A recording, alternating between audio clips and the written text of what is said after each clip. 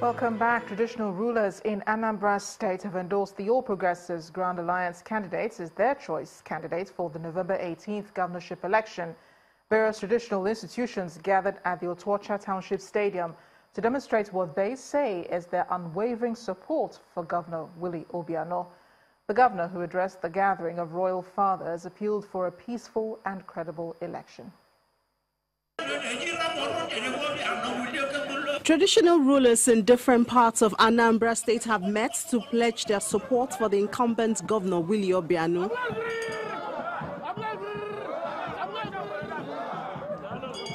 The All Progressives Grand Alliance Party has also gathered in a bid to strengthen its stance as the ruling party in the state ahead of the November 18 governorship election.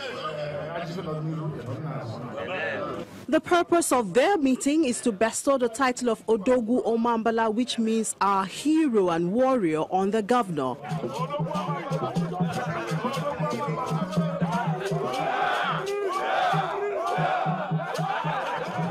To the rulers, he's revered as a man of integrity.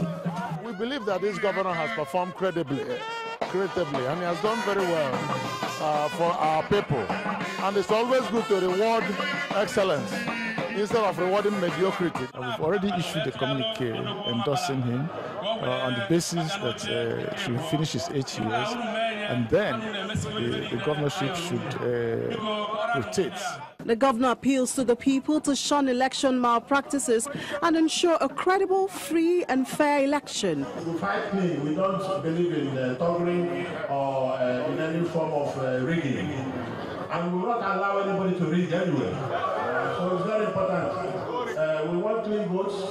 You know, we want the umpires to be unbiased. We want the security to be peaceful and unbiased.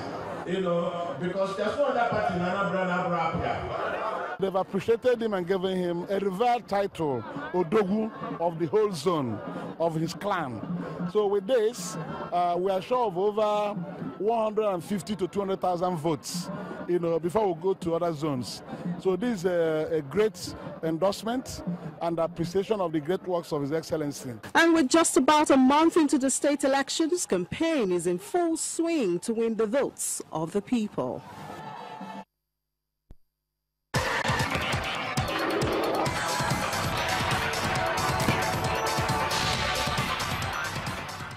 Nigeria's under-20 women's team, the Falconets, have qualified for the second round of qualifiers for the 2018 FIFA Under-20 Women's World Cup. The under-20 girls this evening thrashed Tanzania 6-0 in Dar es Salaam in the second leg of the first round to advance 9-0 on aggregate. Nigeria will now face Morocco in the second round of the qualifying series. The second round first leg matches will hold on November 3rd, while the second leg will take place on November 17th, 2017. In the English Premier League, goals from Nacho Monreal and Alex Iwobi have extended Arsenal's unbeaten run to 7 matches in all competitions in a 2-0 win over Brighton. 3 points for Arsenal means they jump to 5th in the Premier League table, while Brighton remain in 14th. Burnley this evening stunned Everton by a lone goal at Goodison Park as the Clarets' impressive start of the season continued. The Toffees have now lost 4 of their last 5 Premier League games and are now 2 places above the relegation zone.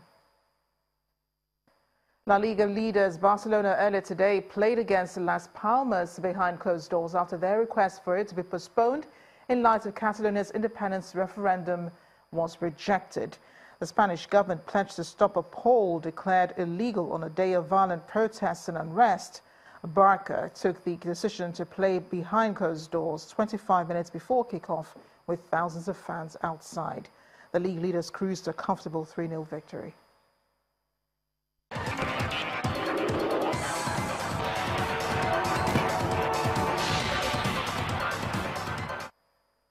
Hundreds of people are said to have been injured as police and protesters clashed today trying to block voting in Catalonia's independence referendum. Police officers prevented some people from voting and seized the ballot papers and boxes at polling stations. In the regional capital, Barcelona, police used batons and fired rubber bullets during pro-referendum protests. Security forces in Marseille have shot dead a man who killed 2 people with a knife at the city's Saint-Charles train station. The assailant had reportedly screamed a phrase in Arabic before stabbing the victims, both of them women. One had her throat cut and the other stabbed to death. He was killed by French soldiers already at the station as part of Operation Sentinelle, which sees combat troops patrol streets and protect key sites amid an ongoing state of emergency. He was said to have been in his 20s and of North African appearance. U.S. President Donald Trump says negotiations with North Korea over its nuclear program are a waste of time. The message was tweeted at the Secretary of State, Rex Tillerson, after it emerged the U.S. had lines of communication with Pyongyang. On Saturday, Mr. Tillerson had said North Korea had little interest in dialogue. The U.S. wants North Korea to halt its weapons program, which has seen it perform repeated missile tests, as well as claim to have successfully tested a miniaturized hydrogen bomb, which could be loaded onto a long-range missile. Attempts at dialogue, however, seem at odds with President Donald Trump's own attitude to the issue. And the main news again, President Muhammadu Buhari today said there is no letting down in the fight against corruption, which he described as the country's #1 enemy. This formed part of the president's message to Nigerians in a broadcast to mark the country's 57th independence anniversary. The president also assured Nigerians that the unity of the country could not be compromised under his watch. Today, the president made a surprise visit to the troops fighting insurgency in the northeast, where he promised that his administration will spare no expense to ensure their comfort. Also today, over 700 people were injured as Spanish police tried to use force to block voting in Catalonia's independence referendum.